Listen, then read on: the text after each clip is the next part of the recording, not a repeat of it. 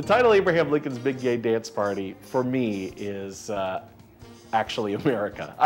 For other people will walk away with different meanings, but for me, I liked thinking about our country as a great big gay dance party. One of the things about Abraham Lincoln's Big Gay Dance Party is that it's actually 3 acts which can be performed in any order, and the audience decides the order at the beginning of the night. So a representative from the audience is selected. They're told about each of the 3 characters that are the focus of each of the 3 acts: the defense attorney, the prosecutor, and the reporter from the big city who's come to cover it. And they decide whose story they want to see first. And then after the first act, and presumably some lobbying by other audience members during intermission, the same representative gets to decide what act the audience will see next. And then obviously the third act is fait accompli at that point. This play is relevant because it addresses our country today.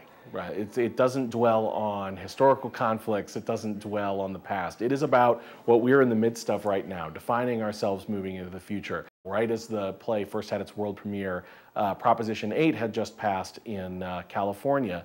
And the issue of gay rights was on everybody's lips, and the deep undercurrent of profound homophobia that is still rife in our country is something that is very much in the forefront of our minds. We've descended more and more into crazy identity politics. How do you stand on this issue and that issue, et cetera, and how do you define yourself? And people start whittling themselves down to, well, I'm a transgendered Midwestern, lawyer who's a capitalist but with neo-socialist leanings. And as we get more and more to that divided nation where we're like, how do we label ourselves? How do we describe ourselves? I think drama and comedy are born, right? Especially comedy. Throughout the play, there's different American forms of dance. There's great Latin dance that has been incorporated very much into our culture. There's great sort of country waltzing. There's line dancing. There's sort of great forms of American dance. And one of the things that's beautiful to me about dance is people from all kinds of different walks of life can dance together and move together, even if they've never met, even if they don't even speak the same language. They can actually move together in harmony, or step all over each other's toes. Abraham Lincoln's Big Gay Dance Party is definitely a play that has been written for everybody who's interested in our country, anybody who wants to be entertained, anybody who likes dance. It's certainly not a play for people who can't stand laughing.